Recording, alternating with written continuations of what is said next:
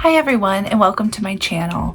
If you're new to us, my name is Kelly and I've designed a 180-day vegan lipedema transformation protocol based on evidence-based strategies. I've been a vegan for 12 years now, and I credit that decision with maintaining my current stage of lipedema. It's not gotten much worse in the 12 years that I've had it, even though I went through pregnancy and natural childbirth with my now 2-year-old son, and I'm pushing 40, and I don't think that it's advanced very much since I first realized that I had it in my 20s, although of course the onset was in puberty. It took away a lot of the pain associated with the condition. So specifically when I removed dairy from my diet, I no longer had the painful walking sensation of just the reverberation of every step vibrating through that dense and bloated lipedema tissue in my legs, but the appearance did not change very much. As women with lipedema, we hear time and time again that there is no dietary or supplement cure for this condition, and they refer us simply to get liposuction for the condition.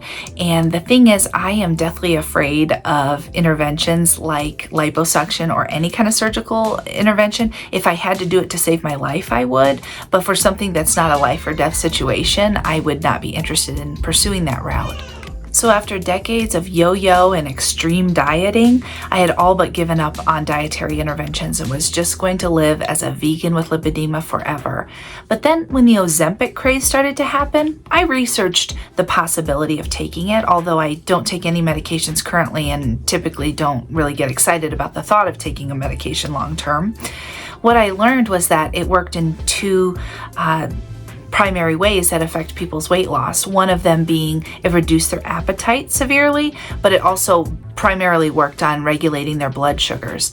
I already have excellent blood sugar control. My A1C is always 5 or below, so I thought I probably wouldn't even be a candidate if I approached my doctor about taking it. And also I had heard about other side effects, but I was intrigued by the idea of people who were previously overweight and obese reporting that they really weren't hungry on it. And I started to research, is there an alternative to Ozempic that would reduce my appetite? And of course the 90s fad, weight loss pills all acted on appetite, and they were heavy stimulants. So it's a dangerous route to go down, to take a bunch of heavy stimulants to turn off your appetite. But I found something interesting in my research. When I started looking at the substances that have an effect on decreasing people's appetite, I found all sorts of stimulants such as Adderall, and specifically one that was really interesting to me was nicotine.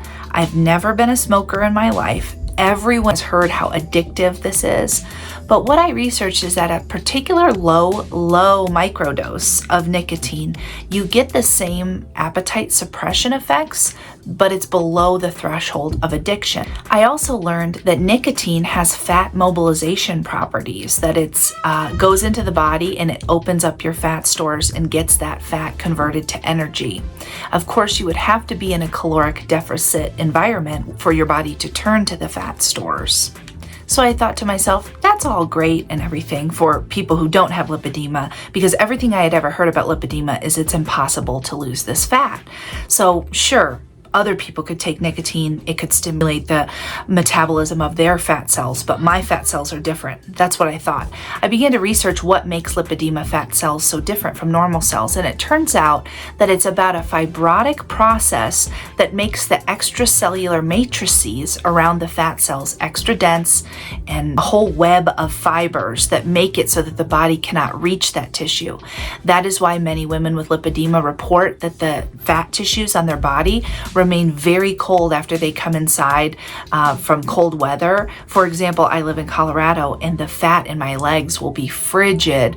Even if I'm sitting on the couch for 3 hours after coming inside, my legs remain freezing cold. And that's simply due to lack of circulation and your blood just not accessing these parts of the body where the lipedema fat is stored. I had also recently learned that one of the root causes of lipedema is leaky lymphatics, and the lymphatic system is not correctly flushing out toxins and waste products, and it causes all sorts of inflammation and fat storage difficulties. So the real kicker here was not just the fat cells, it's this fibrotic extracellular matrices that are built around the fat cells in lipedema, making them inaccessible. So then I turned my research to finding some sort of substance that could break down fibrotic tissue, and that led me to proteolytic enzymes.